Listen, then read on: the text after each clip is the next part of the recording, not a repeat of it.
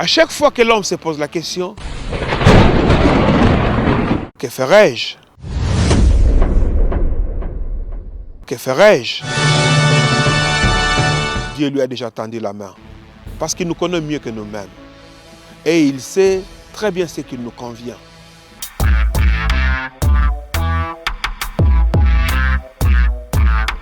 Dieu peut nous venir en aide. Lorsque nous prions, Dieu nous donne la sagesse. Mais Dieu ne descendra pas pour tirer nos mains ou encore nos pieds pour agir. Dieu nous donne la sagesse de pouvoir agir. Il appartient à l'homme de pouvoir agir et lui-même prendre conscience que ce que nous faisons détruit la nature. Et détruire la nature aussi, c'est un péché parce que nous détruisons l'œuvre de l'Éternel.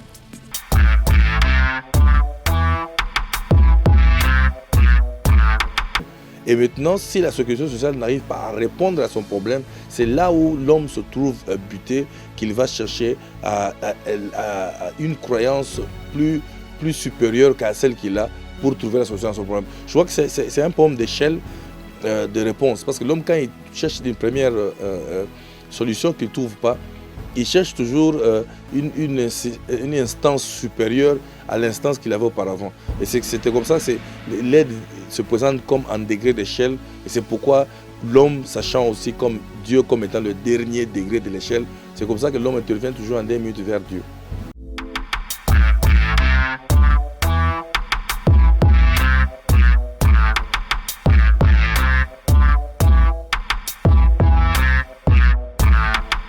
Pour être sauvé dans ce monde, il faut croire, il faut avoir quoi? La foi. Pour être sauvé dans ce monde, il faut croire, il faut avoir quoi? Bien-aimés dans le Seigneur, ce documentaire que vous allez suivre a été tourné en 2010 et nous l'avons monté en 2020, 10 ans plus tard. Il y a quelques petits éléments qui manquent, mais nous avons pu faire le nécessaire pour que vous soyez bénis. Suivez.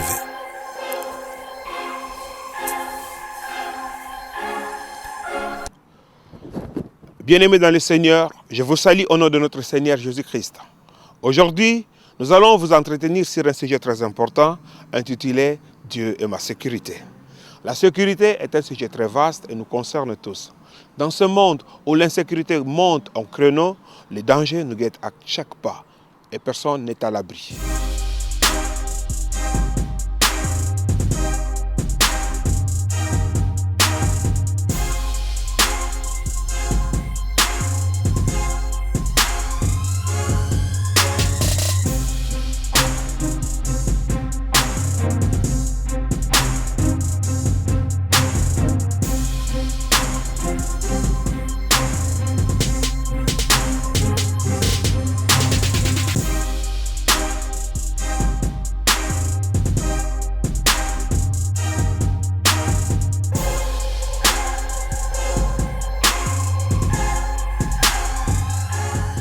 La famine, la drogue, les maladies, les calamités naturelles, la sorcellerie, la magie, les sciences occultes, l'intégrisme, la jalousie, la guerre, les détériorations de mœurs, pour ne citer que cela, sont un danger réel. Devant toutes ces menaces, notre indifférence profiterait à l'ennemi qui nous poursuit. Une attention très profonde et une sérieuse prise de conscience d'un chacun serait de notre part une attitude positive et une garantie pour notre futur. La sécurité, c'est quoi? La sécurité, c'est l'ensemble de mesures qui nous garantit que quelles que soient les circonstances, que quel que soit le temps, nous sommes à l'abri du danger. Est-ce que pouvons-nous dire aujourd'hui que nous sommes en sécurité? Est-ce là possible?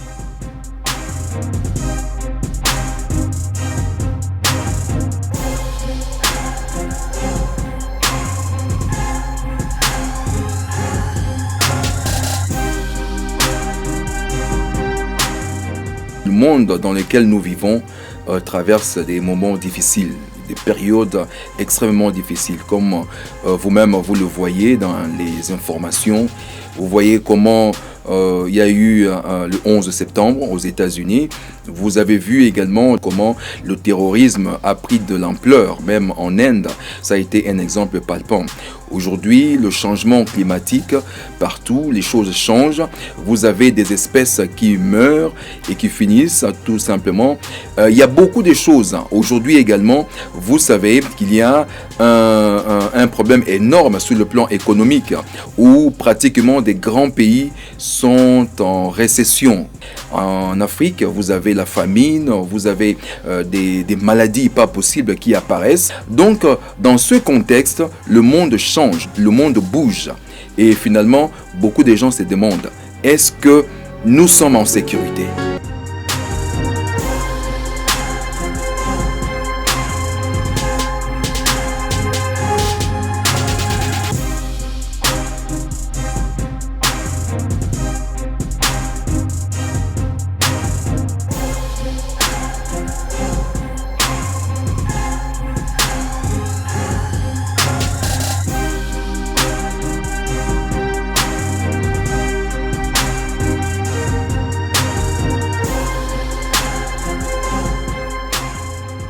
Que les gens aujourd'hui même se posent la question de savoir si la sécurité est-elle biblique ou elle n'est pas biblique. Et avoir aussi le nombre de guerres, avoir le nombre de troubles, avoir les nombres des dégâts qui arrivent. Les gens se questionnent beaucoup sur la sécurité. Je vais lire un passage dans Romains 8, 38 à 39.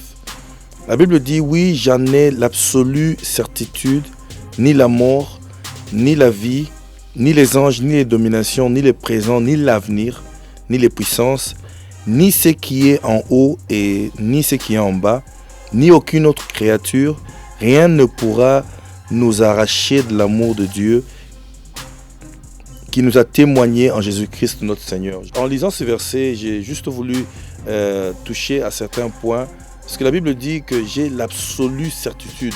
Et je me suis basé sur le fait de la certitude pour dire que la sécurité est basée sur la certitude qu'une personne a vis-à-vis de sa croyance ou vis-à-vis de ce dont il pose sa croyance. Et le monde aujourd'hui souffre parce que les gens ne sont pas sûrs et n'ont pas une certitude absolue. Quand je parle de l'absolu, ce n'est pas le relatif.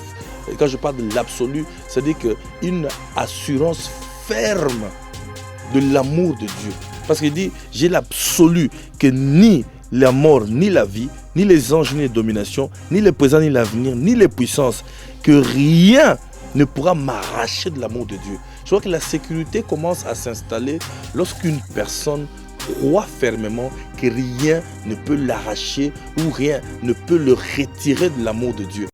Que rien ne peut lui retirer de l'amour de Dieu. Malheureusement, l'homme, lui, s'écarte de plus en plus de l'amour de Dieu. Nous allons comprendre cela en lisant dans notre Bible. Nous allons lire dans le livre de Luc, dans son 12e chapitre, à partir du verset 16 jusqu'au verset 21. Et il leur dit cette parabole. Les terres d'un homme riche avaient beaucoup rapporté. Et il raisonnait en lui-même, disant, que ferai-je? Car je n'ai pas assez de place pour rentrer dans ma récolte. Voici, dit-il, ce que je ferai. J'abattrai mes greniers. J'en bâtirai de plus grands.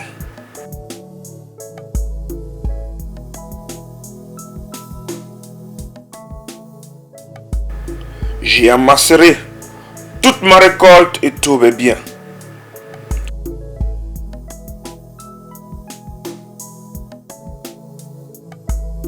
Et je dirai à mon âme, tu as beaucoup de biens en réserve pour plusieurs années.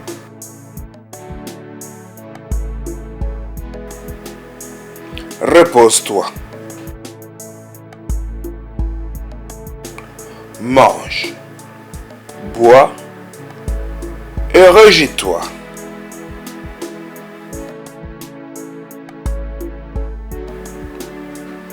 Mais Dieu lui dit, insensé, cette nuit même ton âme te sera redemandée. Et ce que tu as préparé, pour qui serait-ce? Il en est ainsi de celui qui amasse de trésors pour lui-même et qui n'est pas riche pour Dieu.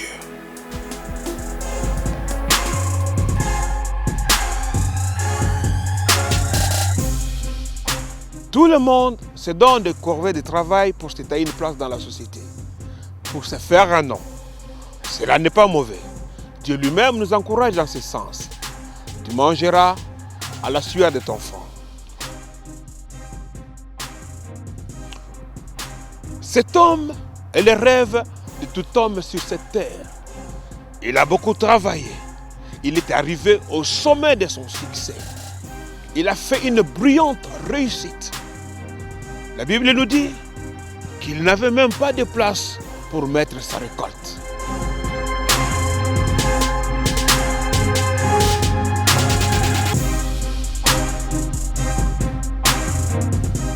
Mais voilà, son succès même devient un problème auquel il lui faudra coûte que coûte trouver une solution. Savez-vous que maintenir son succès lorsqu'on est arrivé au sommet est un problème beaucoup plus complexe que d'en arriver là. Pourquoi? Parce que très souvent la chute est trop spectaculaire.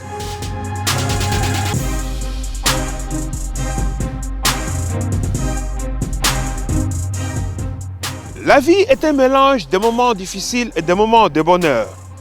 Depuis sa naissance, l'homme, en passant par les bancs de l'école primaire, de l'école secondaire jusqu'à l'université, l'homme ne cherche qu'une seule chose, la réussite de sa vie. Aveuglé par cette soif, l'homme parfois oublie la chose la plus importante de sa vie.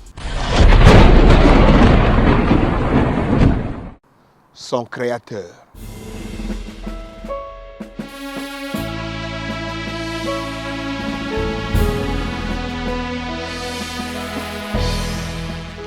Ma récolte, que ferai-je?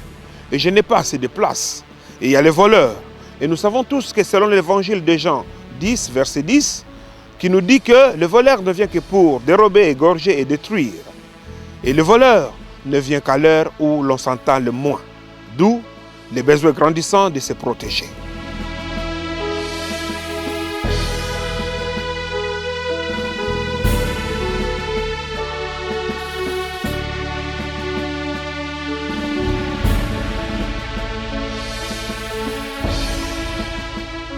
Mais à qui se confier?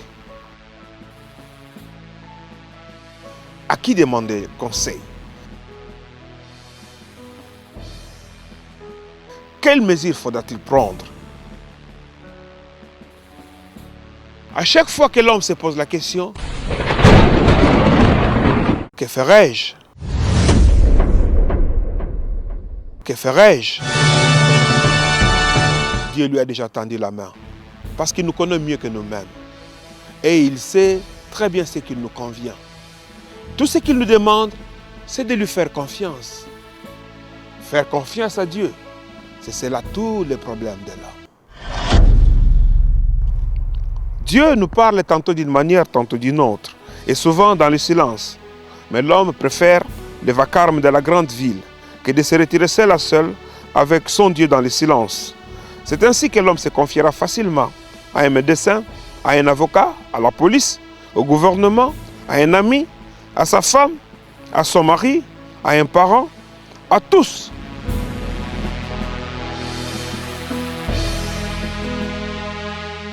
Sauf à Dieu.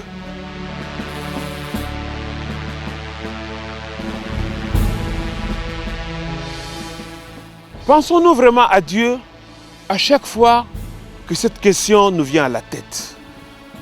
Que ferais-je? Naturellement, l'être humain a toujours en lui des armes naturelles.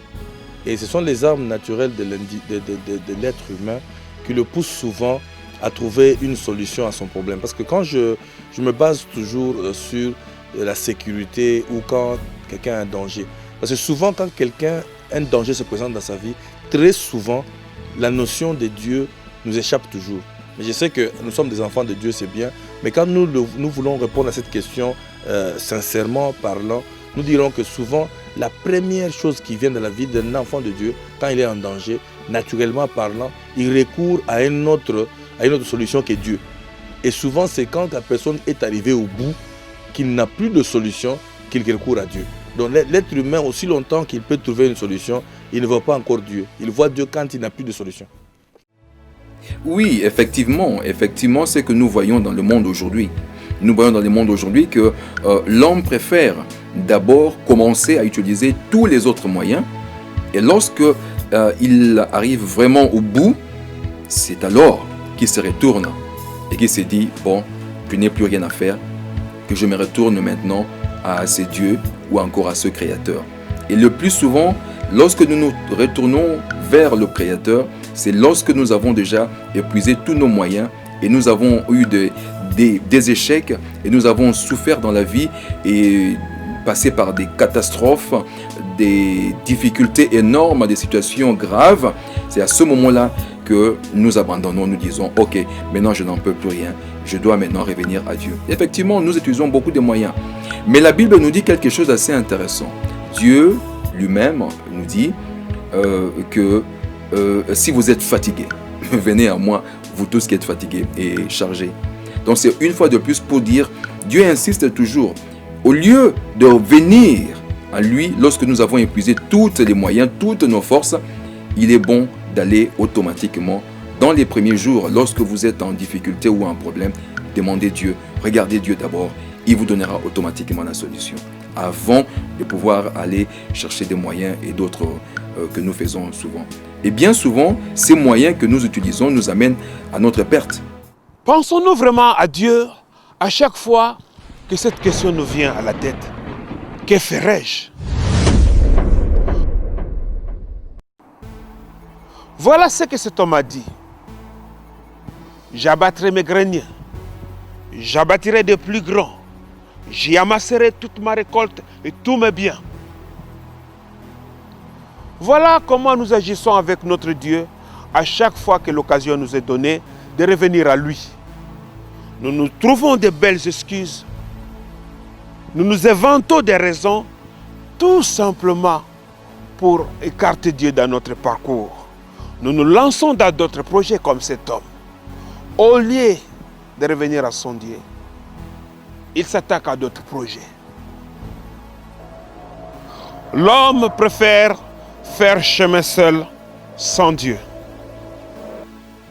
Comme le fils prodigue, après avoir demandé à son père de lui donner la part qui lui revenait, la Bible nous dit que quelques jours après, il ramassa tout ce qui était à lui et partit pour un pays lointain, loin de Dieu, loin de la face de son père. Et quand les problèmes surviendront, que feras-tu? Bon, si je dois me baser sur le fait que l'homme devant les difficultés, comment l'homme trouve solution à ses problèmes.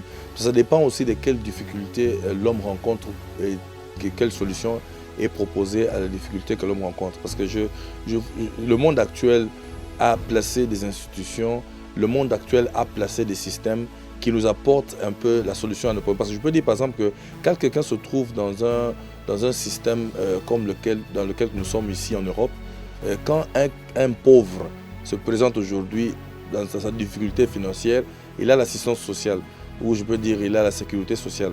Et lorsqu'il a la sécurité sociale, ça se présente comme une solution à son problème. Et maintenant, si la sécurité sociale n'arrive pas à répondre à son problème, c'est là où l'homme se trouve buté, qu'il va chercher à une croyance plus supérieure qu'à celle qu'il a pour trouver la solution à son problème. Je crois que c'est un problème d'échelle. de réponse. Parce que l'homme, quand il cherche une première solution qu'il ne trouve pas, il cherche toujours une instance supérieure à l'instance qu'il avait auparavant. Et c'était comme ça, l'aide se présente comme un degré d'échelle. Et c'est pourquoi l'homme, sachant aussi comme Dieu comme étant le dernier degré de l'échelle, c'est comme ça que l'homme intervient toujours en 2 minutes vers Dieu. Non, je ne dis pas que la sécurité sociale, par exemple, ou encore les prêts des banques sont une mauvaise chose. Non, elles ne sont pas une mauvaise chose. Mais Dieu nous a donné un système qui marche mieux que ce système-là. Et dans ce système-là, regardez par exemple dans les banques. Dans les banques, on vous donne des crédits, mais vous verrez que le pourcentage est toujours très élevé. Le plus souvent, il y a un exemple que j'ai lu la semaine passée, par exemple, aux États-Unis. Ils ont fait les expertises, des recherches. Ils ont dit 95% d'Américains arrivent à donner ou à payer leurs dettes chaque mois, ou à payer leurs frais, si vous voulez, de mortgage ou bien de comment rembourser chaque mois. Mais à la fin, ils sont encore plus endettés qu'au début. Donc ceci nous montre que quelque part, bien que les banques te prêtent l'argent parce que c'est leur commerce, ils te prêtent l'argent non pas parce qu'ils veulent, mais parce que c'est leur business. Et ils te prêtent avec des intérêts élevés. Et voilà pourquoi, des fois, lorsque nous prenons des crédits, il est difficile pour nous de pouvoir rembourser. Je ne dis pas que c'est une mauvaise chose, ça peut aider à un certain moment précis. Mais lorsque cela devient chronique dans la vie, vous êtes trop endetté et c'est difficile maintenant de s'en sortir. Je crois que c'est le système de Dieu. Une fois de plus, le système de Dieu est le système le plus fiable. La science est une arme efficace que Dieu nous a donnée pour nous assurer un avenir meilleur. Est-il raisonnable aujourd'hui de notre part d'en faire un Dieu et ne juger et ne décider que par elle? Avant de penser à notre savoir et aux grands moyens mis à notre disposition, si au moins nous pouvons consulter notre Dieu, croyez-moi, nous éviterions beaucoup de dégâts à notre terre. J'abattrai mes greniers, j'en bâtirai des plus grands, se dit-il, pour sauver ma récolte. Et tant pis. Alors, tant pis si cela peut causer du tort à quelqu'un d'autre, pourvu que ma récolte soit à l'abri. À force de creuser pour un lendemain meilleur, l'homme continue à faire semblant d'ignorer les dangers réels et permanents autour de lui et d'autres fléaux beaucoup plus complexes encore que son évolution a créé, tels que la pollution, le réchauffement de la planète.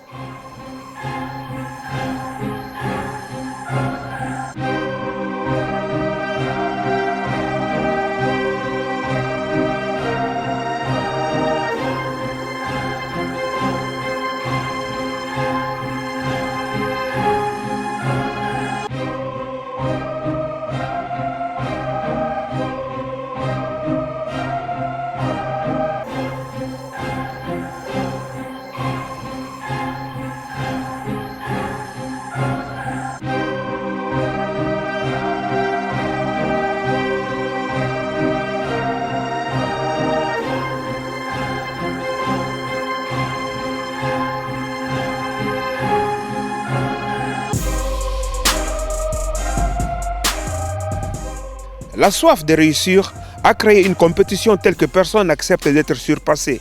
Et cela a engendré un égoïsme qui est le mal le plus redouté de ces derniers temps. Chacun ne pense qu'à protéger ses intérêts. Tant pis si cela peut causer des dégâts chez les voisins. Cet homme était déjà riche. Et ces terres ont encore produit beaucoup plus qu'il ne s'attendait. Il pouvait même distribuer aux pauvres. Parce qu'il y en aura toujours tant que cette terre subsistera. Mais non, il pense qu'à soi-même.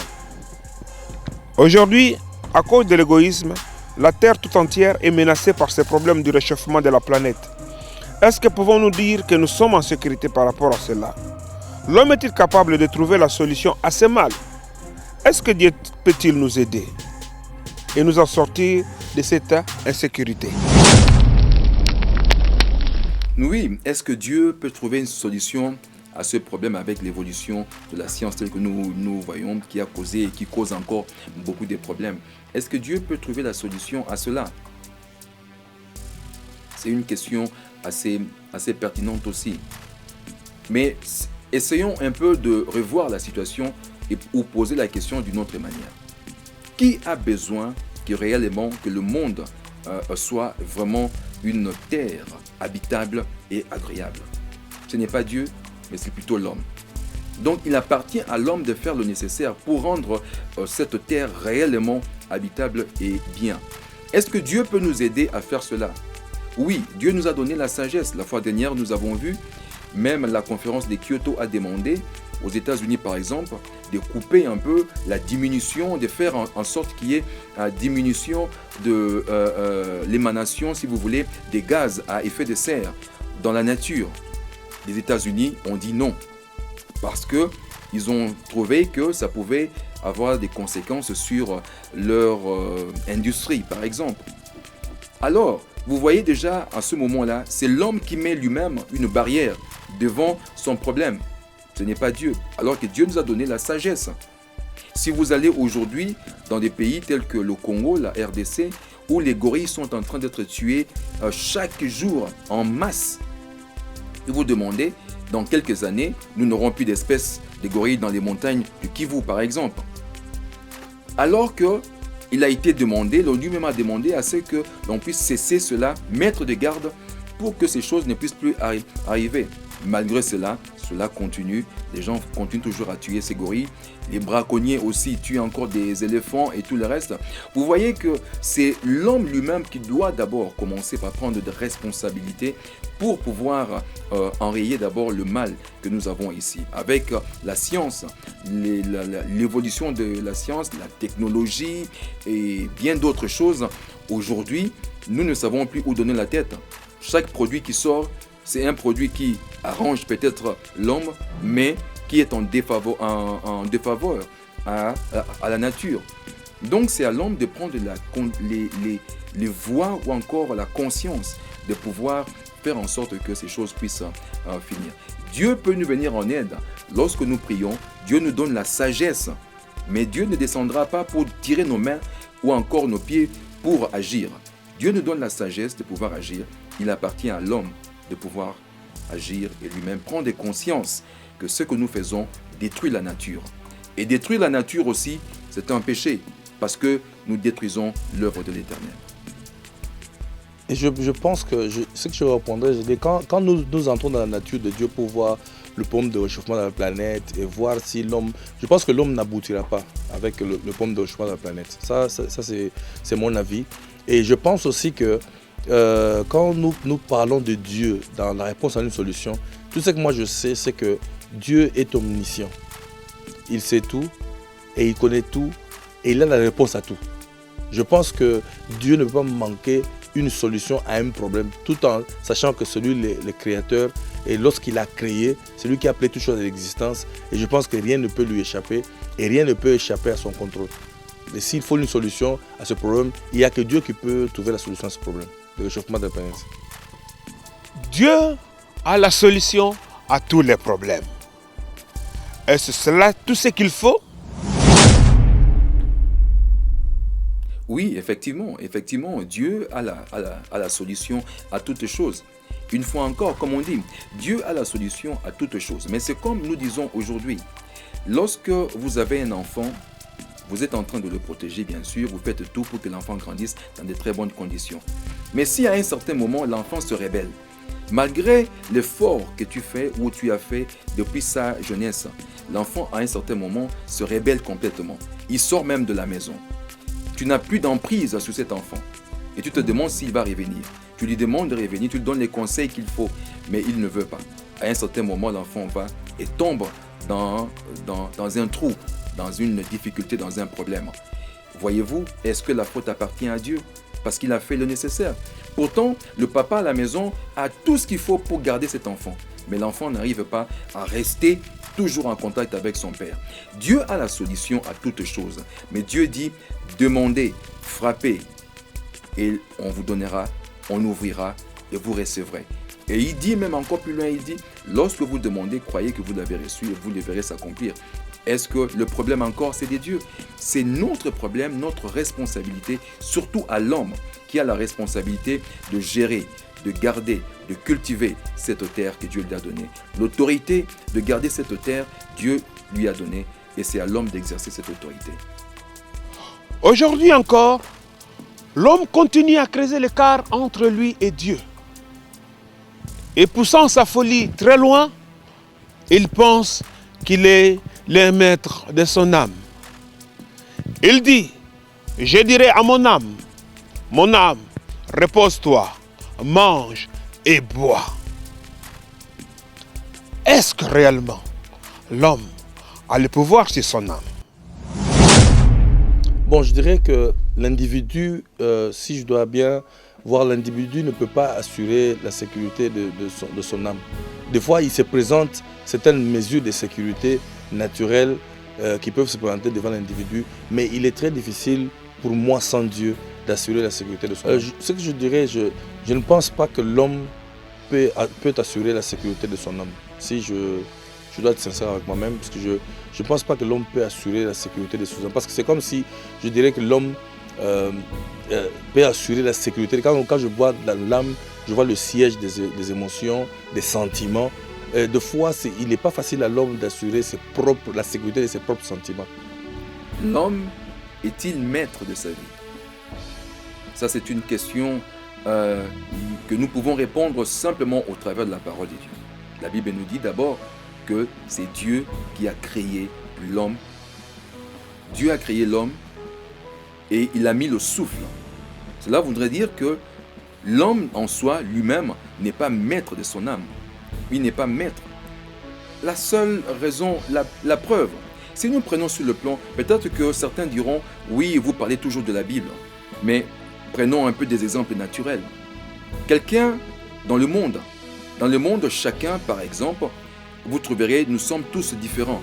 Chacun a ses limites, a des limites. Il y a des gens qui peuvent sauter plus d'1 mètre, comme les Carl Lewis. Il y a d'autres qui ne peuvent pas sauter plus d'1 mètre. Il y a des gens qui sont plus gros, d'autres sont plus petits. Vous verrez d'autres gens qui ont des yeux bien. Il y a d'autres qui sont des daltoniens. À la place de bleu, ils voient rouge. Donc, l'homme est toujours limité. Limité en quelque chose. Voilà pourquoi nous avons des docteurs, des avocats. Il y a aussi des gens, des marchands. Nous avons aussi des gens qui vendent dans le marché et tout le reste. Pourquoi? Parce que nous sommes tous limités quelque part. Cela montre que nous ne sommes pas maîtres de nous-mêmes ou encore maîtres de notre propre âme. Et c'est très important de pouvoir rappeler que le possédeur, c'est lui qui possède toutes choses, c'est Dieu. L'homme aujourd'hui dépense des sommes colossales pour assurer sa sécurité. À l'exemple des États-Unis d'Amérique, qui dépensent des milliards de dollars pour sa sécurité, pour son armée. Est-ce que cela suffit pour assurer leur sécurité? Il s'est dit, mon âme, mange et bois, car il y a beaucoup de biens en réserve. J'ai tout sécurisé dans mes nouveaux entrepôts. J'ai bien assuré ma sécurité. Je peux maintenant jouir de la vie sans crainte. Est-ce que c'est mal d'assurer sa sécurité? Est-ce que la sécurité de l'homme est fiable? Dépenser pour sa sécurité, est-ce cela une folie ou une nécessité? Bon, là, je répondrai, par exemple, comme la question a été posée, que si l'homme aujourd'hui dépense pour sa sécurité, dépense en fait. C'est normal parce que la nature humaine a besoin de la sécurité et de la protection. Ça, c'est normal. Mais ce que je peux dire, c'est que la sécurité que l'homme dépense pour lui-même et qui est faite de main d'homme a toujours été faillible. Et la sécurité de Dieu a été une sécurité toujours infaillible. Parce que je peux dire comment, par exemple, les États-Unis sont tellement gardés, mais il arrive que des gens viennent avec des avions pour aller au Twin Tower et bombarder et ça tombe. Je regarde comment les Anglais disent qu'ils ont plus de 469 000 caméras dans le centre-ville, mais 2 individus ou 3 individus qui viennent de quelque part, traversent et puis prennent des bombes et arrivent et jettent des bombes sur des bus en plein centre-ville et cela se passe. Donc c'est pour démontrer que quelque part, la sécurité que l'homme utilise, même si l'homme a des caméras aussi sophistiquées, mais je pense que pour moi, me basant sur la parole de Dieu, la sécurité de l'homme est une sécurité faillible. Je dirais que quand vous savez que quand nous parlons de sécurité, il y a une notion qui me vient souvent quand nous parlons de la protection et de la sécurité. Parce que je pense que quand nous parlons sécurité, nous parlons protection, nous introduisons deux notions qui sont parallèles mais qui se ressemblent un tout petit peu. Parce que quand nous parlons, parce que l'homme quand il dépense, l'homme dépense pour se protéger. Et quand il se protège, et il pense qu'en se protégeant, il se sécurise. Parce que je pense que la sécurité et la protection sont deux notions qui sont tout petit peu proches, mais qui ne sont pas définies de la même manière. Si je dois répondre à la question, je dirais fermement non. Je ne pense pas que l'homme peut se protéger sans Dieu. Et je ne pense pas aussi que l'homme peut avoir sa sécurité sans Dieu. Et moi, je crois que quand quelqu'un entre dans une relation personnelle avec Jésus-Christ comme son Seigneur et Sauveur, en l'acceptant comme son Seigneur et Sauveur, c'est là où l'homme commence à garantir sa sécurité. Parce que sa sécurité dépend maintenant de l'assurance ou de la relation qu'il a avec son Seigneur Jésus-Christ. Je pense que l'homme ne peut pas, en tout cas, assurer seul sa sécurité. Ne pensez-vous pas que Dieu continue à protéger toute sa création? Il protège les justes et les méchants.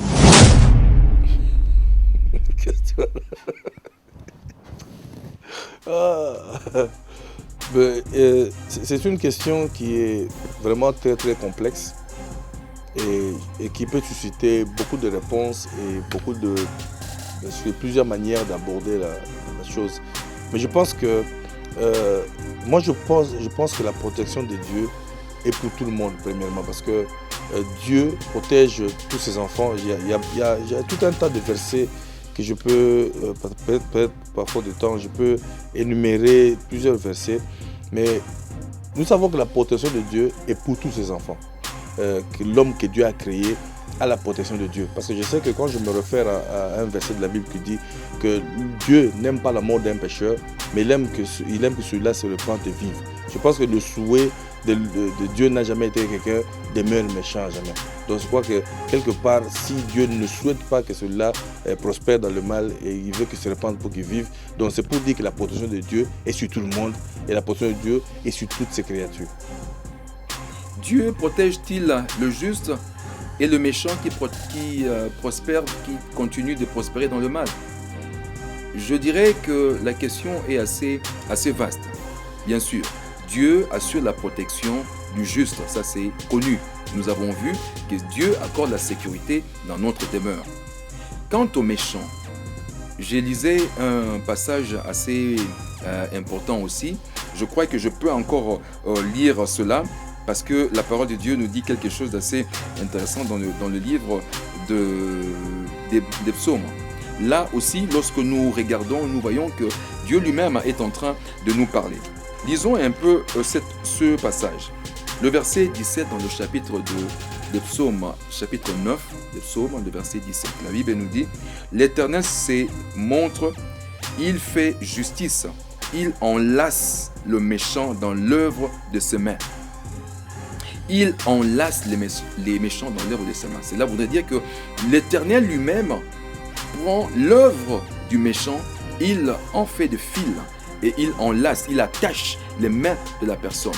Cela voudrait dire que Dieu n'est pas là pour protéger le méchant.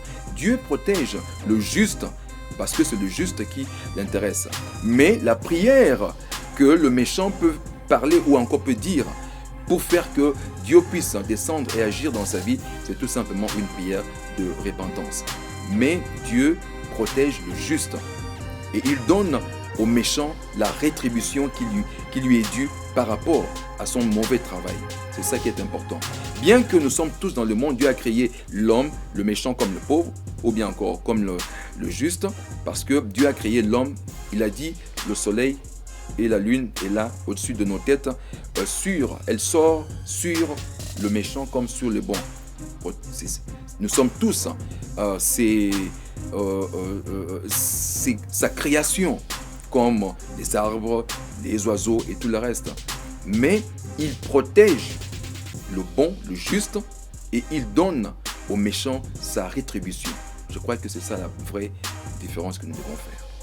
Alors, pourquoi servir Dieu si nous avons tous la protection divine? Nous avons, effectivement, oui, nous avons tous la protection divine, mais il se fait qu'aujourd'hui, il y a une différence entre celui qui sert Dieu et celui qui ne sert pas. Parce que la Bible aborde, la Bible dit qu'il faut qu'on voit la différence entre celui qui sert et celui qui ne sert pas, celui qui croit et celui qui ne croit pas. Donc c'est pour dire que quelque part, quand nous progressons dans le service de Dieu, il y a une différence qui s'établit, il y a une protection spéciale qui s'établit à la grâce qui est accordée à la personne qui sert Dieu. Je pense que la grâce qui est accordée à quelqu'un qui est en train de servir Dieu aujourd'hui et à la grâce qui quelqu'un qui est inactif, attendant la protection de Dieu, et ils ont pas la même protection. Parce qu'aujourd'hui, quand je me réfère à la parabole des talents, le maître vient remettre des talents à 3 personnes différentes. Et il remet à une personne qui prend 5 talents, qui va les multiplier. À une autre qui prend 3 talents, qui va les multiplier. Et à la dernière personne qui prend un talent, qui va le conserver pour dire que non, maître, j'ai gardé ceci bien pour toi, parce que je savais que tu es un homme dur, et ceci. Mais le maître lui dit que non, tu es rejeté, tu n'es pas considéré à cause de là que tu as, parce que tu n'as pas pu mettre cela en pratique. Je pense que quelque part, il y a une certaine grâce qui est accordée à chaque individu par rapport à l'utilisation des talents que Dieu lui a donnés. Parce que si quelqu'un aujourd'hui reste inactif, sans talent, et quoi que Dieu le protégera, mais quand Dieu va arriver, il agira envers lui comme il a agi à celui qui avait pris le talent qu'il a gardé. Oui, effectivement, Dieu protège toute sa créature. Dieu protège toute sa créature comment? Il dit, la terre et tout ce qu'il renferme appartient à Dieu. C'est Dieu qui protège, qui donne. Mais Dieu a fait quelque chose d'extraordinaire. Il a donné à l'homme la responsabilité de protéger cette nature. Dieu a créé l'homme. Il a donné à l'homme la responsabilité de protéger, de cultiver, de garder cette nature. Il a transmis son autorité à l'homme. Donc désormais, à partir de ce moment-là, l'homme est en charge de la nature. Et des problèmes qui nous arrivent souvent, sont des difficultés issues justement des actions ou encore des actes que nous posons nous-mêmes, les hommes.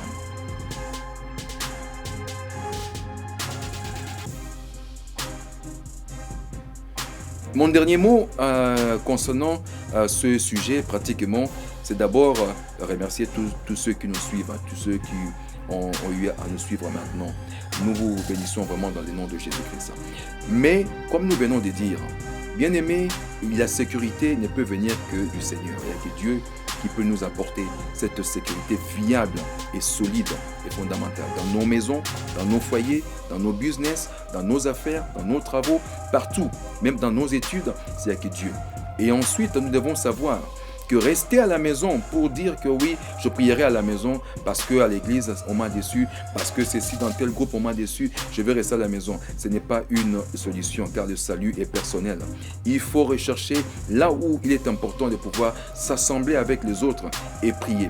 Et quand vous priez, Dieu descend lui-même. Il dit là où 2 ou 3 se rassemblent, je suis au milieu de vous. Et quand vous êtes dans l'assemblée, Dieu va encore agir encore puissamment. Encore une révélation que le Seigneur nous a donnée, c'est dans le livre, je crois, de Éphésiens, où la parole de Dieu dit que Dieu a donné à l'Église une sagesse infiniment variée pour montrer aux dominations, aux esprits mauvais, cette grande puissance que Dieu détient. Un jour, si l'occasion nous permet, nous allons peut-être revenir sur ces sujets. Mais en tout cas, pour tous ceux qui nous ont suivis, que le Seigneur vous bénisse et que nous devons savoir, nous avons l'autorité que Dieu nous a donnée de gérer, de cultiver cette nature. Revenons à l'Éternel. La solution est en Jésus-Christ. Et la parole de Dieu conclut en disant: Insensé. L'insensé est celui qui croit avoir le pouvoir sur son âme et qui a oublié Dieu. Mon bien-aimé, Jésus-Christ t'aime et il te tend la main. Il n'y a que lui qui peut t'assurer une bonne sécurité dans tous les domaines. Une sécurité fiable, effective et durable. Que notre Seigneur Jésus-Christ vous bénisse tous. Et surtout, n'oubliez pas de vous abonner sur notre channel YouTube, José Chica.